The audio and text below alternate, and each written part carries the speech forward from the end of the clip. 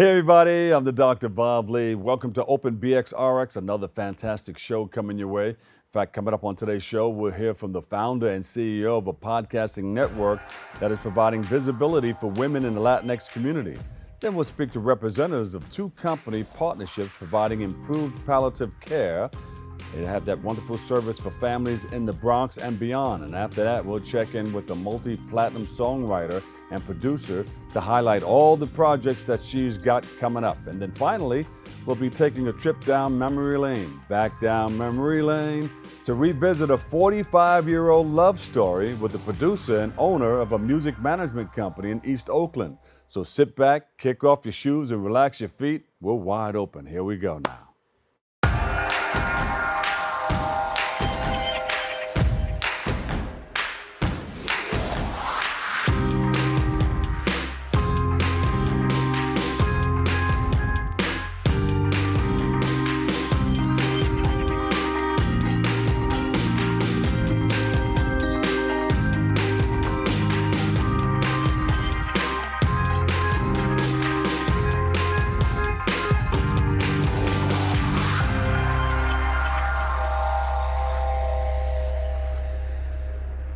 Hey everybody, I'm the host, Dr. Bob Lee for 107.5 WBLS. You're watching Open. It's a live interactive program that brings the Bronx and New York City straight to your TV set. You can stay connected to us through social media at BronxNet TV. Leading things off, our first guest is the founder and CEO of the Latina Podcasting Network, and she's with us to speak about the work that she's doing to highlight and uplift the voices of Latinx community. That Latinx community is powerful. So please welcome to the show, Rita Bautista. Rita, welcome. Good morning, and thank you so much for having me today. Rita, I heard that you were all the way in Brazil. How lucky. I am. I'm out here enjoying the scene, and also we'll be looking into some podcasters while I'm out here as well. So that's what you're there for? You're there on business? A little bit of both. A little bit of both. I get it. No, I get it.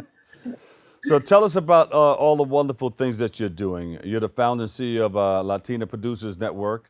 And they say that when you do your thing, you're like right on target. You hit it hard. Tell us about it. Yeah, so Latina Podcasters Network is one of the subsidiaries of Latina Podcasters.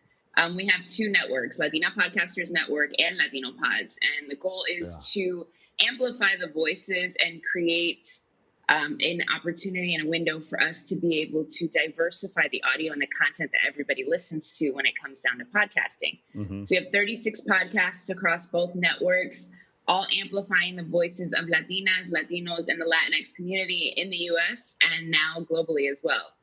So how many are part of this now? 36. All right. And when did you start this?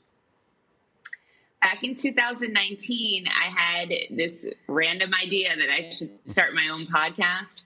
And I was in my closet right before the pandemic. So it's really interesting because I really got a chance to see what production looked like for the independent podcaster.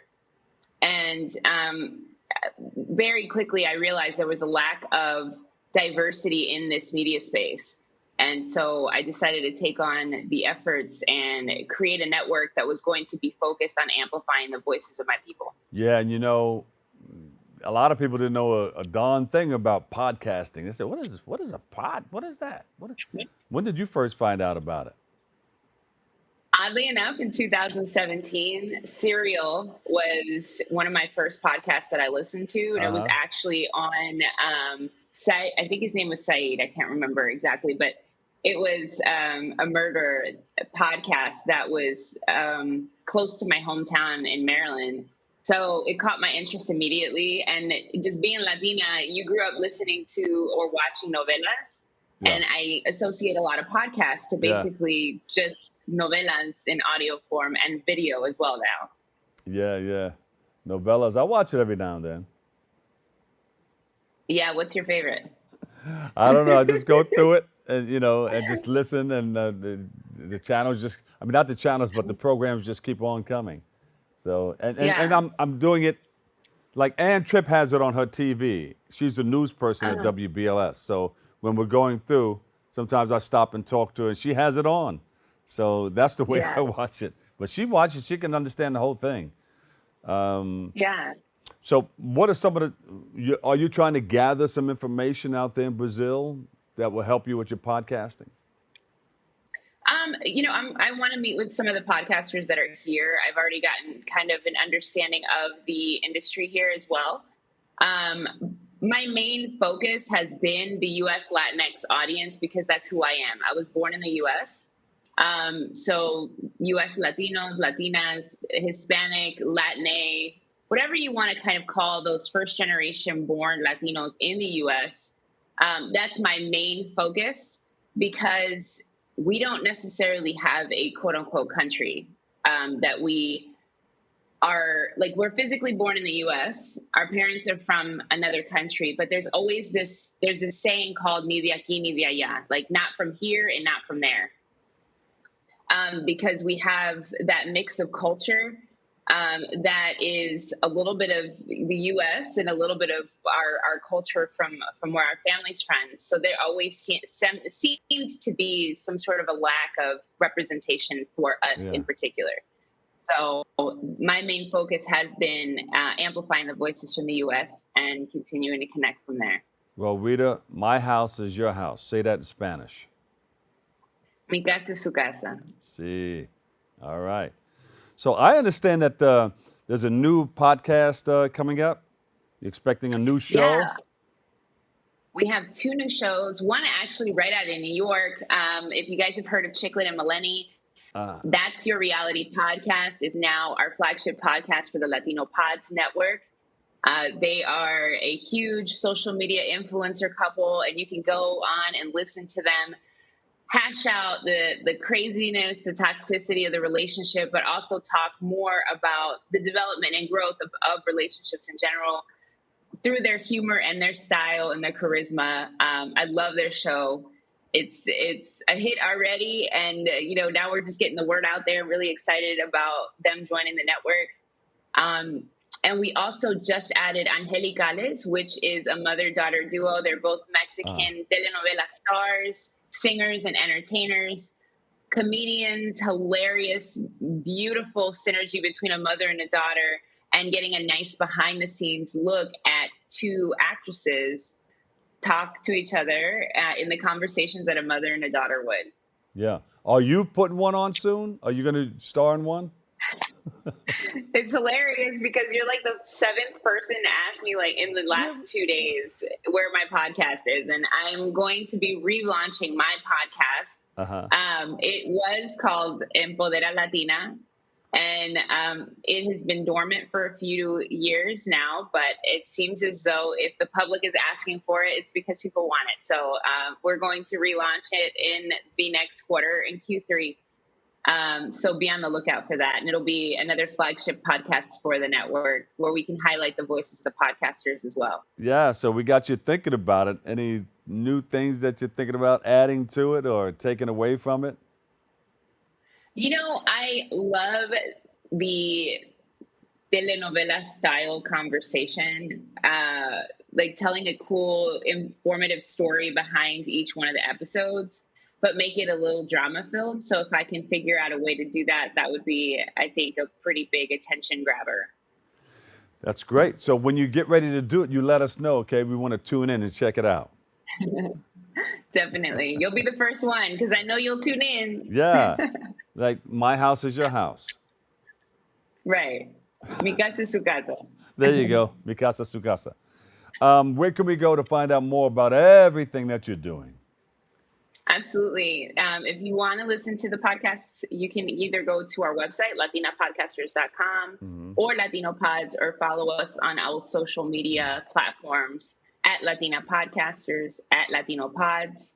And tune in, subscribe, follow, share the stories with all of your friends and family. I encourage everyone to try and diversify their listenership, whether it's trying a podcast outside of your typical genre or listening to podcasts outside of your culture. There's also a lot of listenership that we've noticed now that wants to listen to shows in Spanish because they want to better their language skills. So listening to podcasts is a great idea. We have podcasts that are in English and Spanish and Spanglish, which is our kind of quote unquote native tongue for first gens in the U.S. But we have podcasts that'll be able to pretty much hit every topic that you're interested in, from true crime to entertainment and comedy and regular talk podcast. I love it. Enjoy Brazil. Enjoy the food, the culture, and everything, and drink your water. Your own water. There you go. All right. Thank you so much. Rita Bautista, founder and CEO, Latina Podcasters Network. We appreciate you and love you and thank you. Enjoy your stay out there in Brazil. All right, we'll take a quick break right here. I've got more. It's all happening next right here on Open. I don't know why you're so sad. You've got a roof over your head. Bro, you gotta stop with that depression stuff. That's a white people thing. Escúchame, en esta casa, los hombres no lloran.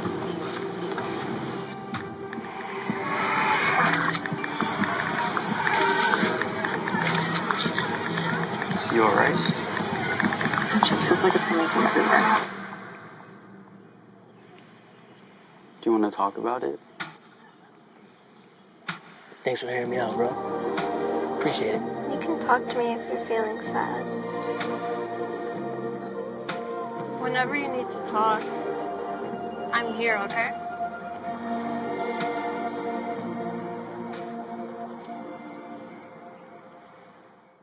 COVID-19 has changed how we spend weekends with the girls. Now it's time to take the first step that lets us get back to brunching instead of late-night munching. Before we can safely come together, we need the facts. As COVID-19 vaccines become available, you may have questions. Should I get it? Is it safe? Should I wait? It's okay to have questions.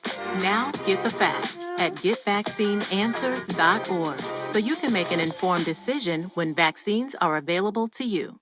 You can now watch MNN, Brick TV, QPTV, and SIC TV on BronxNet.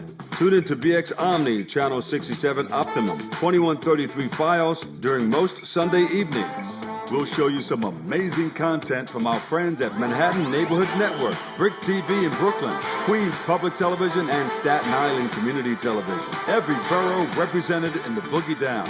Epic partnerships for the ages. And catch our new Next channel, produced in partnership with MNN, 24/7 on BronxNet Channel 952 Optimum and 2138 Fios. All right, welcome back, everybody. Our next guests are partners from One Accord Health and AdVault Incorporated. They joined the show to speak about the importance of providing improved palliative care for our families dealing with terminally ill patients. So please welcome to the show James Farnum and Lolita Melhado. Welcome, welcome, welcome. Thank you. Glad to be here. Now, there are a number of things happening here. Tell us, first of all, what is palliative care? So palliative care is really whole person care. It means treating the whole patient and family.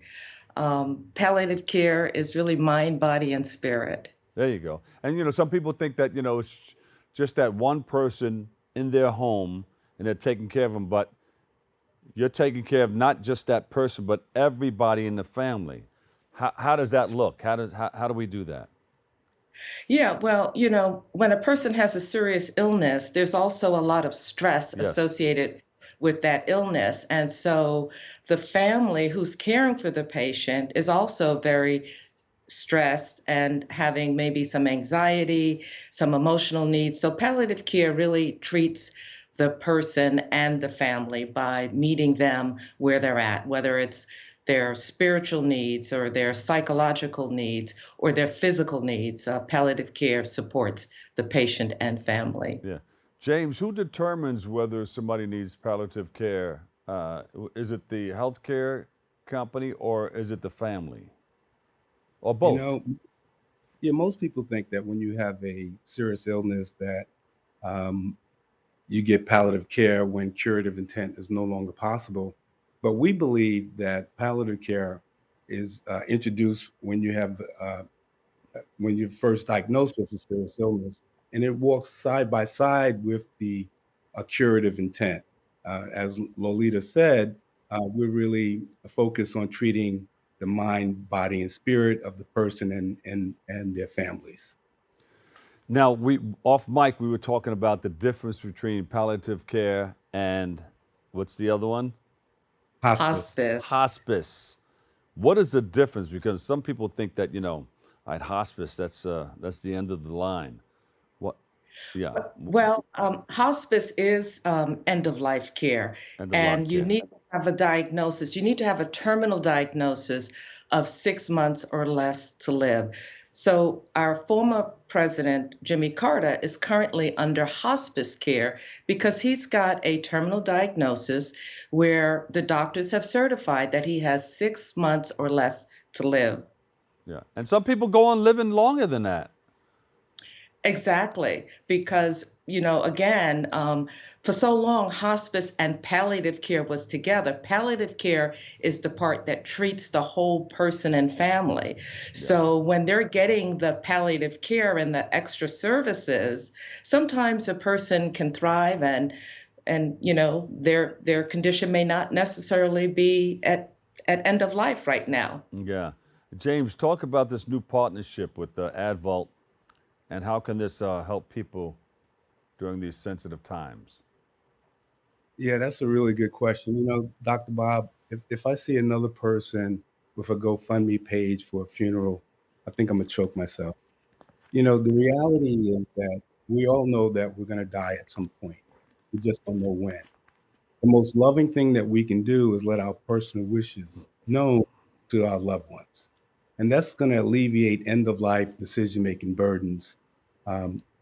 So what we realize is that people, when we have conversations with folks about end-of-life planning, they believe that this is an important topic, but it's just not a priority. So what we've done is we've put together a facilitated virtual advanced care planning process to help the individual and families document their wishes so that everyone knows they can identify a healthcare surrogate, they can really document their wishes for end of life. Yeah.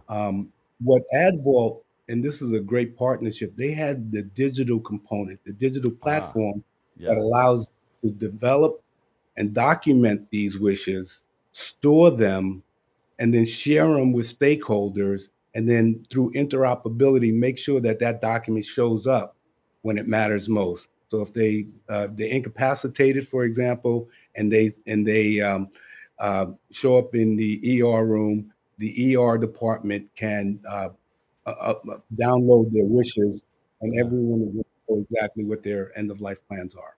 Yeah, and a lot of people, they don't do advanced care planning. What do you tell our audience about that? What do they need to know about that? How important is it? Well, I would say that it's very important, and as Jim said, we plan for weddings and birthdays, but we don't necessarily plan for end of life. And I've seen in the hospital setting where patients and families are not even aware of their illness or their diagnosis, and so I would say plan now, or so that you don't have to try to figure out what your loved one wants later on. And it's just a simple conversation as having, what kind of care do you want? What matters most to you? And understanding what the person's values are, you're much better able to align them with the type of care that's available. Because oftentimes people think that, I want everything done, when in fact everything has been done. And now the most loving thing we can do is just provide you with that palliative care so that we can support you through that journey. Yeah, make people comfortable. Jim, who do people talk to about making these critical decisions? Is it that healthcare company? I'm coming back to it again because a lot of families do not want to delve into those conversations. Even talking about where am I going to be buried and things of that nature. It's just like, I don't want to talk about that right now. So there's a couple folks that they can talk to. One would be their nurse, the healthcare professional. Those are the ones that typically kick off the advanced care planning process. But even with this platform, it allows us to document what they don't want as well as what they do want, which would begin to talk about end-of-life planning, burial services, estate planning, and that sort of thing. Yeah. Wow. This is deep. I know we need to spend more time on this, but you guys have to come back and do it again, okay? We need, I think we need about an hour for this. Okay. But we'd love to. Anything that we missed here that you would like the public to know? Because that's what this platform is for. That you come on, it's whatever you want the public to know about what you're doing. Yeah, I'll take a stab. I think it's important to know that there are companies like One Accord Health and others that are really singly focused on making sure that that our community in particular get these services that they need, especially, and we're focused on end-of-life planning and advanced care planning, palliative care. But it's important to make this a priority so that, again, at end of life, we're not scrambling trying to figure out what your wishes are, and then you can elicit the family members and just really carrying out what your wishes are as opposed to trying to figure them out. Lolita? Yeah, I definitely echo what Jim has said there. And, I think that this is also another way to bring health equity to people that maybe are not exposed to palliative care or advanced care planning. And I think that one of the things that our platform does is, because it's a facilitated process, it allows us to walk through that entire process with the patient or with their family members. So, yeah. Where can people go to find more information about AdVault and One Accord Health? Put us in one accord. Yeah, you can go to any one of our platforms. Our website is www.oneaccordhealth.com, and you can check us out on social media as well, Instagram and LinkedIn. One Accord Health, Palliative Care in the Bronx. James Farnum and Lolita Melhado. Thank you so much. Thank you. All right. We'll take a quick break right here. We've got a whole lot more. Keep it right here. Kick off your shoes if you don't have them off already, and relax your feet. I'm the Dr. Vav Lee. You're watching Open. ¿Qué color? Perfecto, mijo. Gracias. Thank you. What's wrong, mijo?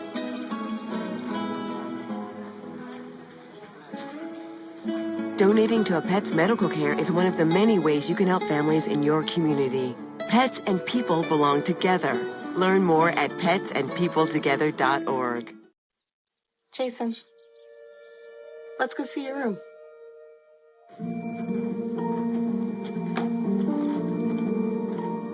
What do you think? We kept it a little spare, so you can decorate it how you like.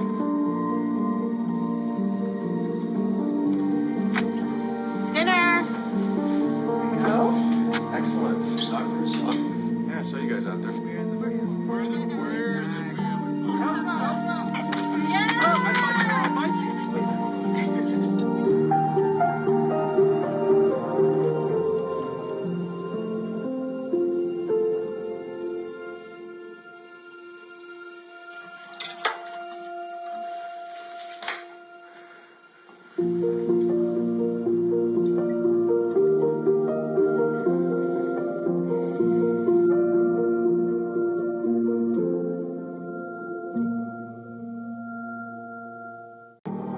Talk to me if you're feeling sad.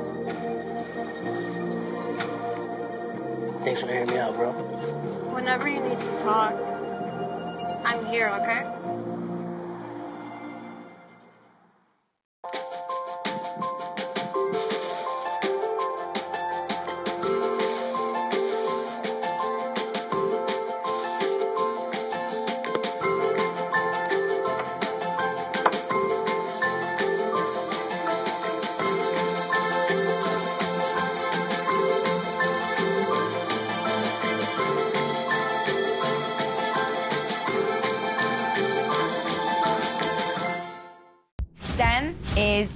everywhere, like here, behind the scenes of The Walking Dead. When we break down clothes, we tumble it with trisodium phosphate, rock salt, and dish detergent. We stitched together images of our model and created a 3D set that can be walked through in a VR headset. We're able to turn 12 walkers into 1,000 walker boards. STEM can create new worlds on and off the screen. What will you make with STEM? Get inspired at shecanstem.com.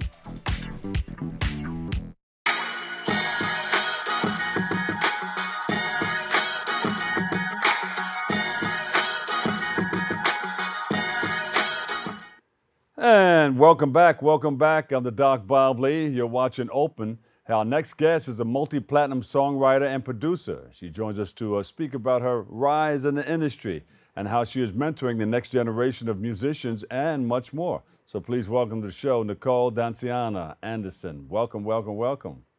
Hi, thank you for having me. So, Nicole, you're in the business. You're doing your thing. Tell us all about it. How did you get started? Well, I mean, I've been born and raised in communist Romania, so my story is a little bit different. Yeah. But from there, I kind of had to leave Romania with like political asylum because it was like the revolution and everything else. I ended up in London. And although I was trained like in classical music, I just always wanted to do pop music, and I just wanted to tell stories. You know what I mean? It's like more interesting. It's like your own thing, rather than playing somebody else that is already dead. Like you know what I mean? No pun intended with the segment before. But yeah, so basically, so I just wanted to like write and obviously I didn't even speak English, so it was so difficult and knocking at doors and being like refused all the time and for years, and then eventually I actually been able to place my first song on a upcoming like British boy band called Blue, and then I had my first song actually went to #1, and it actually ended up in the Guinness Book of Records for being a #1 for 13 weeks. Woo! And 13 countries as well. Yeah. So it was like, and my mom was like always in the shops and everywhere. She wrote this song. Did you go around to the different record shops and just pick up a copy of a record or buy a few of them? Absolutely, of course we do that, Absolutely, but and then from there it's just like writing for different people, and then about 6 years ago I moved to Los Angeles because my daughter is an upcoming artist that she's like extremely talented singer-songwriter as well. Of course, what else would she be? And she was signed to LA Reid, so therefore I've worked very close with LA Reid, and I managed the project, but I also A&R the project and try and put everything together, and worked with a lot of like people, very talented people in the industry that like up there, you know what I mean? And it's really great to be in this industry, for me anyway. Look at and Pharrell. Just like, yeah, I know, that's my daughter with Pharrell. Yes. Yeah, your daughter's beautiful. Thank you. Yeah. She's Look very, at Smokey Robinson. Well, yeah, I mean, she's a little bit of a Motown royalty, isn't she? Because her, uncle is David Ruffin, the lead singer from The Temptations. Oh, wow. Yeah. Yeah, so it's, that's why I'm saying, what could she grow up to be? But it's great. It worked out for me because I was a single mom. So, you know what I mean? It's like, she was so heavily into music since she was like 2 years old, and I had to take her touring with me. She couldn't help it. No, she couldn't. No, absolutely not. And she was like, no, she was very bossy, actually. She was like, I want to record this song today. I'm like, I've got. So we know a lot of her inspirations, but what was your inspiration? Who were some of the people you looked up to in the music business? You said, you know what?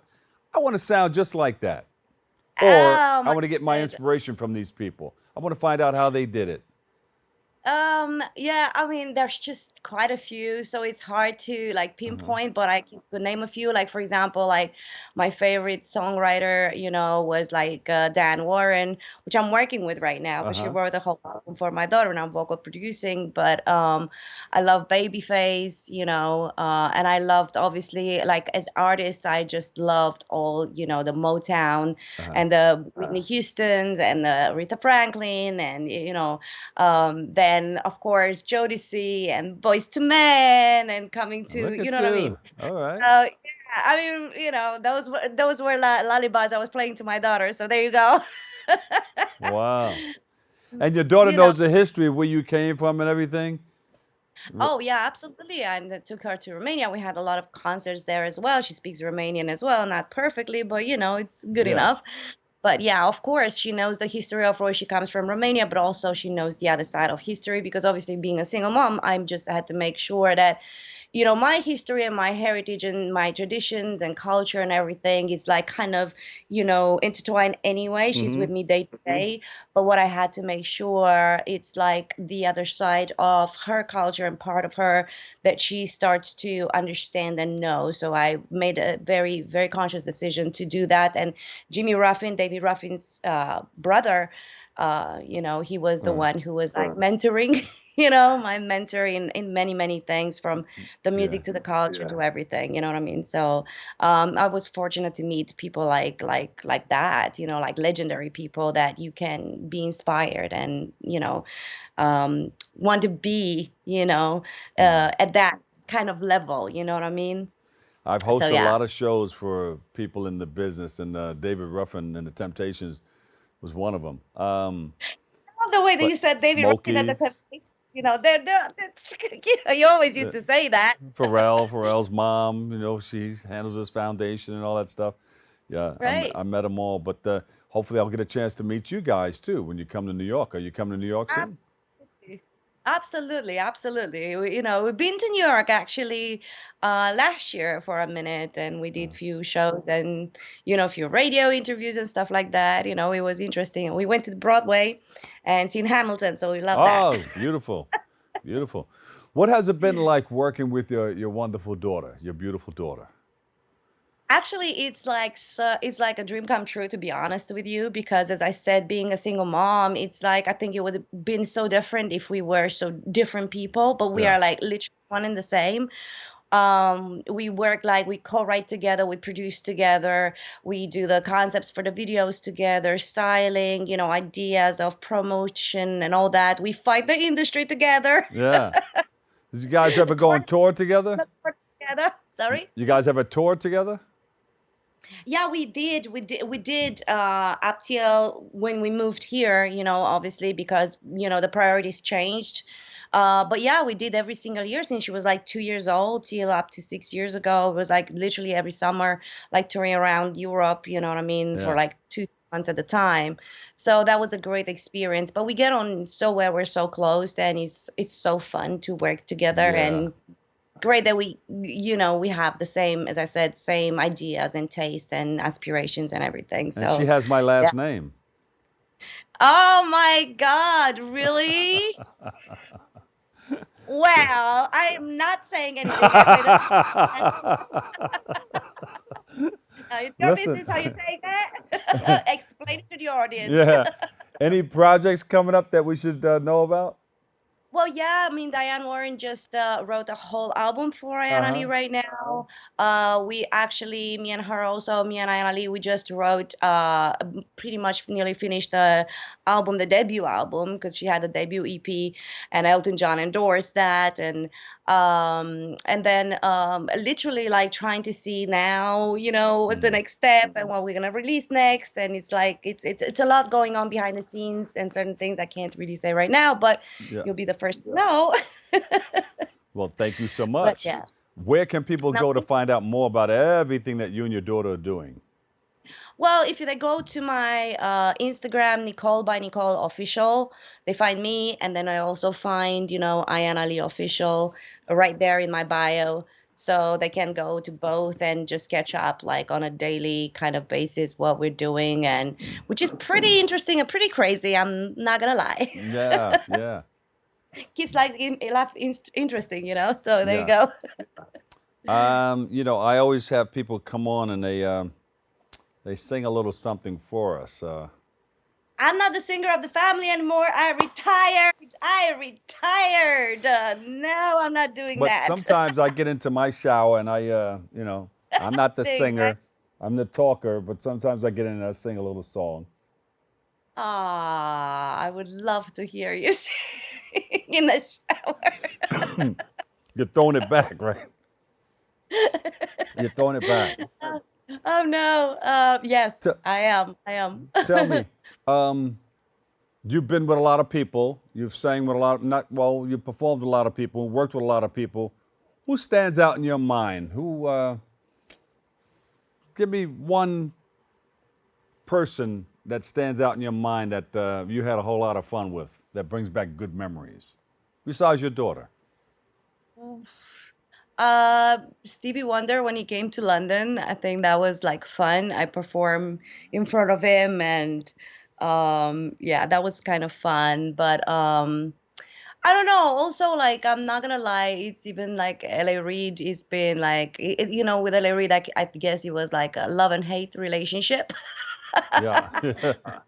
But you know, I'm not gonna lie. You know, there were great moments. There are bad moments. You know what I mean? But it's been a very interesting journey, for sure. And we learned a lot. You know, when you think you know it all, you kind of realize that, oh my God, there's so many more layers on top of this. You know, that you know. I don't know about. I So, mean, nothing's great all the time. There's always the ups and downs of the business.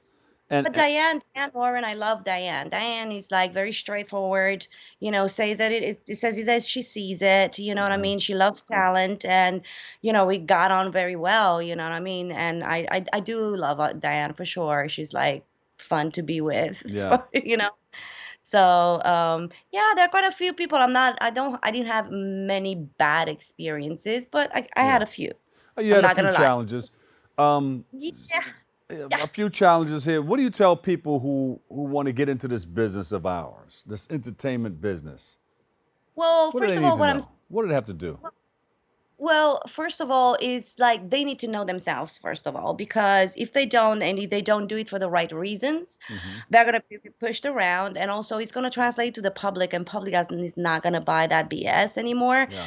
I think a lot of people go into the business for the wrong reasons. But if you don't feel that you cannot live without creating the songs and singing and doing that to the core, and don't do it, because it's really and truly, it's not glamorous. It's like most of the time, you know, blood, sweat, and tears for real. And it's hard to take a lot of it. So you have to be very strong. You have to really, really, and be prepared to sacrifice everything. You know, you're not going to have financial stability. You're not going to have mental stability. You're not going to have a balance. You know what I mean? There is no balance. There is, you're in or you're out. You know, you cannot be halfway. It's really, really tough. So as I said, if you don't think that you cannot live without, you know, music in your life and doing that, don't do it. It's all the way in or all the way out. Absolutely. Just like that. Where can we go to find out more about you?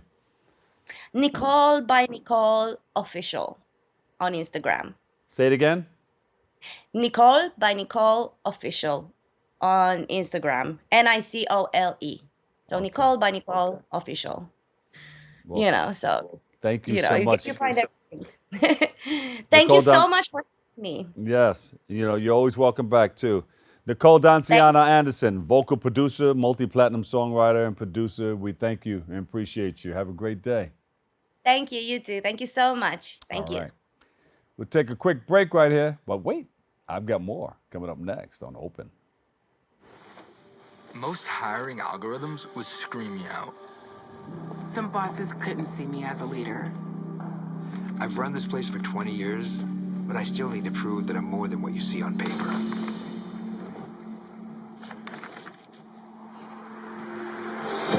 I've been running code. as long as I've been able to reach a keyboard.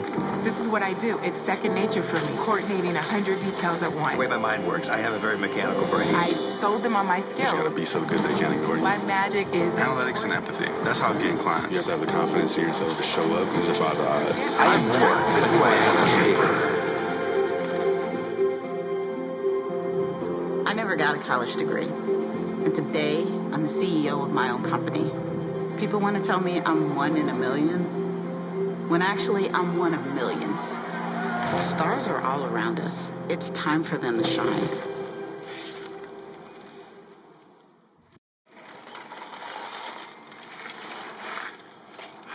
Kids! I don't want to talk about it.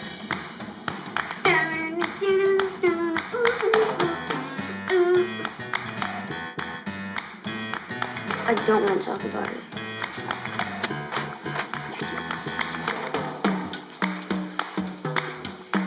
I don't want to talk about it.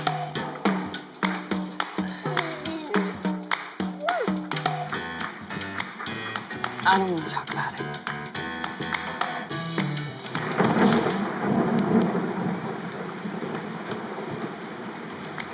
Families don't have to talk about everything, but they should talk about how to plan for an emergency. Kids, you all right?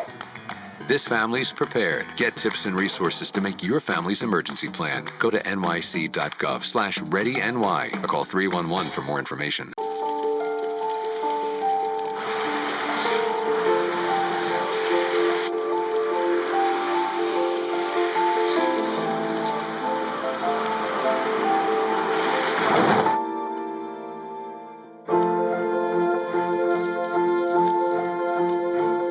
Did you know dragging chains can spark a wildfire? Only you can prevent wildfires. Is it time yet? It's time. I'm starting time for dinner. Oh, terrific.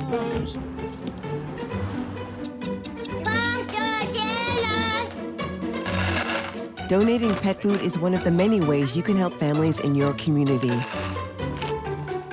Pets and people belong together. Learn more at petsandpeopletogether.org. Man, it's lonely. Like, going through life lonely. There is the therapeutic aspect of music, just expressing how you feel. I'm going to talk to Howie about his feelings, make it into a song.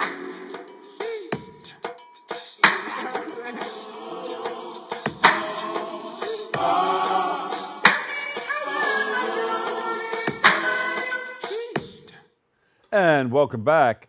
I'm the Dr. Bob Lee from 107.5 WBLS. You're watching Open, and our last guest is a producer, the founder of East Oakland Music Management, and the son of a music artist whose work is 45 years in the making. Yes. And he joins us to speak about why he is sharing his parents' love story and how he has kept his mother's music career going, and much, much more. So please welcome to the show, Heston Cleveland. Heston, welcome. Thank you. Thank you. It's an honor to be here. This is a wonderful story. It's a love story, 45 years in the making. Tell us about it. How did it all come together, and how did you get involved? Well, I was born in 1963. Somewhere around that time, my father started a band. You know, he had a little following. And my mom didn't start off as the singer, but eventually, you know, they practiced at home and did everything. So one day he decided to call her up. And I recall the story. She said she was shaking in her boots and she heard a young man say, "Wow, she sounds good, but she's shaking," you know, so I grew up in a household where the acoustics were in the bathroom. So I recall running outside in the cold weather, you know, to use the bathroom. Yeah. My father had a garage studio, And at the time, I didn't realize the name people that came by: Pete Escovedo, Sheila E., In Vogue, and at the time, my buddy, Too Short. Yeah. You know, we all would all come to the studio. I never really played an instrument. You know, I messed around with the saxophone for a few minutes, but I became a DJ.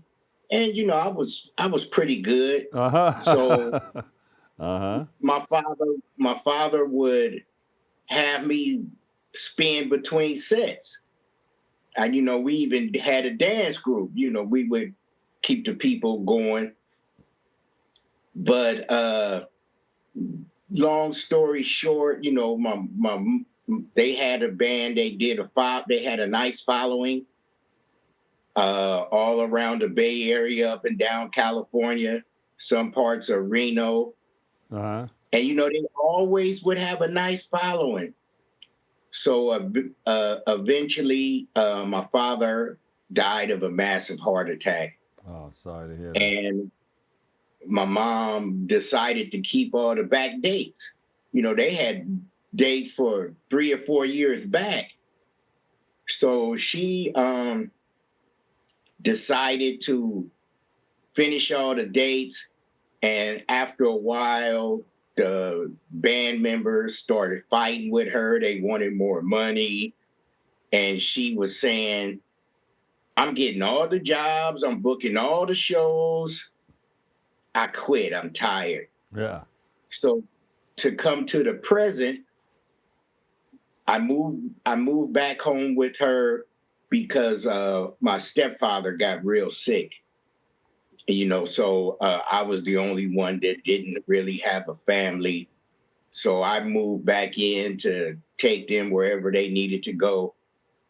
So one day I was looking on my phone and it had a Beanie Baby, Princess Diane Beanie Baby. Yeah. And so I run to my mom's room. I say, Mom, look.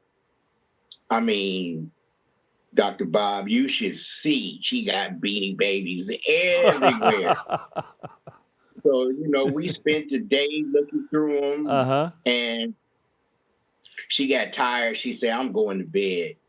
So I just jokingly, because we had just found a box of records. So I jokingly asked Google, how much is it for an original copy of Carrie Cleveland's music? And it said $450. Whoa. So then I went on eBay. I'm looking at everybody selling them. Now, understand, I was the roadie. So I would go to all the shows, especially after my father died. I would set up the equipment. You know, if I had somewhere to go, I would go and then come back when they closed out. They were pretty good in on my ears, you know, being the age I was and the music they played. Yeah.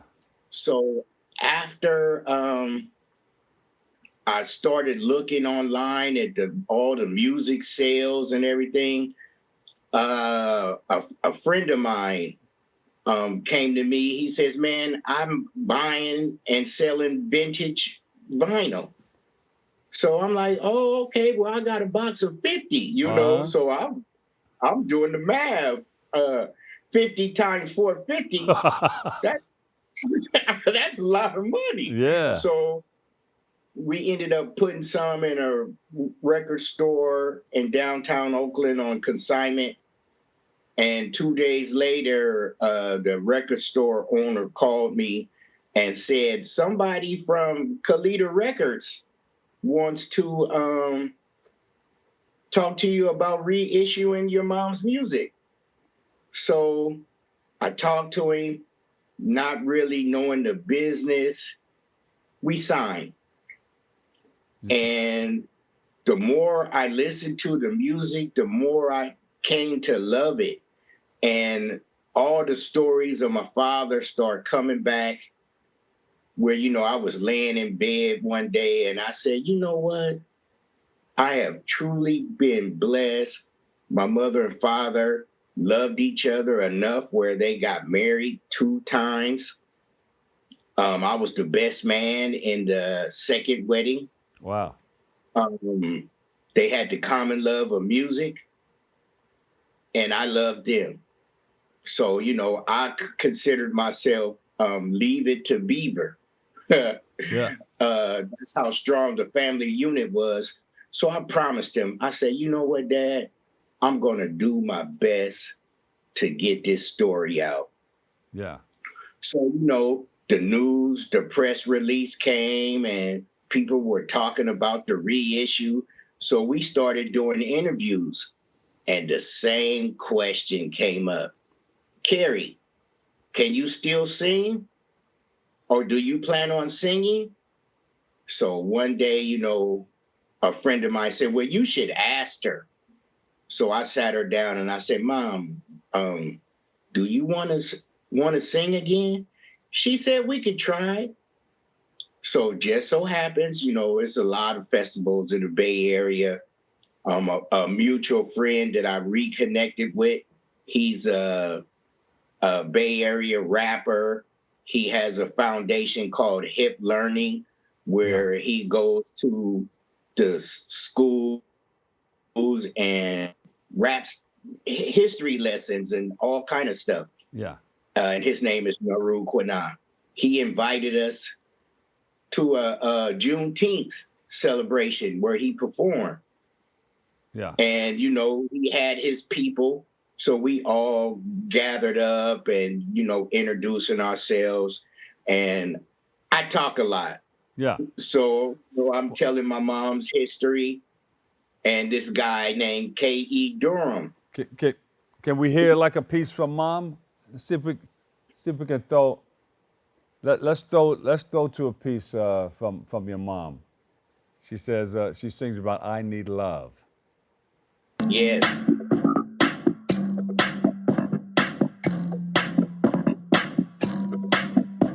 Remember when you called me? You said you had a job. I came running straight to you, and easy pain in your bone.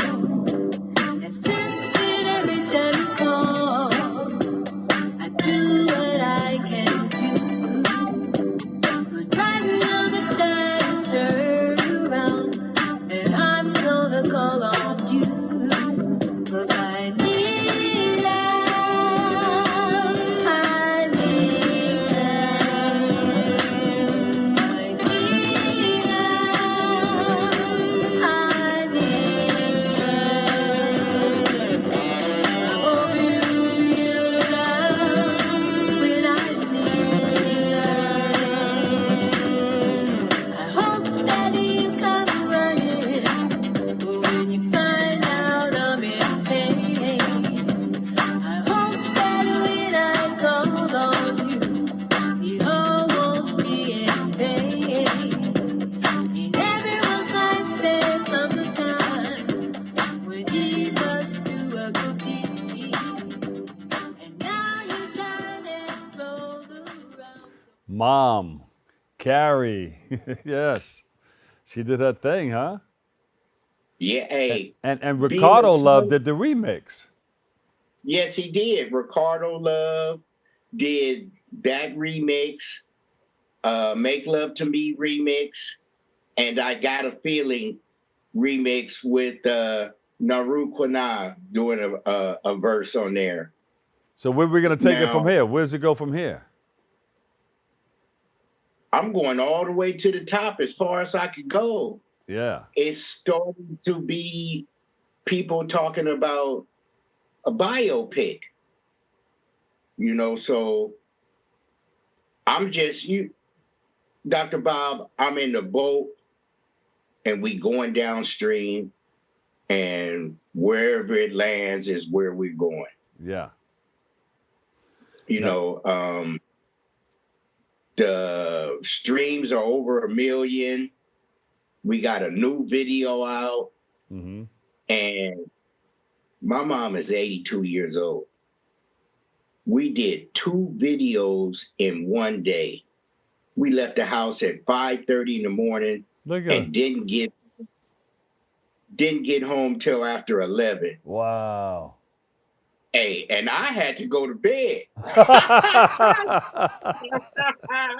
She was still going.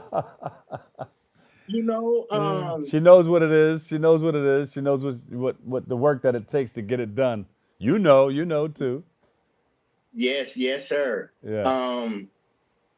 The way the video came, like I said, K.E. Durham, he has a song called High Beams. You know, we were preaching a story to him. I kept pounding it into him. And so he's like, well, I want to produce your mom. So we was going back and forth to the studio, and he says, okay, we're going to do a video. And we did the video, and Dr. Bob, when I first saw it, I laid my head in his lap and started crying. Wow. Hey, Heston, where can we go? Is this on social media, or you have a website where all this is parked? Yes to both questions. You can gather everything on carriecleveland.com. The music is online. The video is on YouTube. The remixes and the originals are on her page, her Spotify, YouTube, Apple, Bandcamp, all social media platforms. A love story, 45 years in the making. Wow. Yes. Hey, listen, thank you so much for joining us, and you're always welcome to come back and share some more of this wonderful story. Thank you, and it's an honor to meet the legend yourself. Thank you, Heston. It's an honor to meet you too. All right, that's all the time we have for today's show. We thank you. Thank you for tuning in. Thank you for checking it out. And you can follow us on BronxNet TV for continued coverage. I want to thank you for letting us share in this space and time with you. It's important, and we're happy about having you near. You can join our hosts, Kibben Arlene, Darren Jaime, and Rena Valentine for the new episodes of Open Tuesday, Wednesday, and Friday. I'll catch you another day, another way. Always remember this: what you are is God's gift to you. What you make of yourself is your gift to God. So choose your choice and let your choice control the choose. And remember, go ahead, FM, you say it. Whether you say you can or you can't, either way, you're right. I'll catch you over 107.5 WVLS. I love you all. Peace.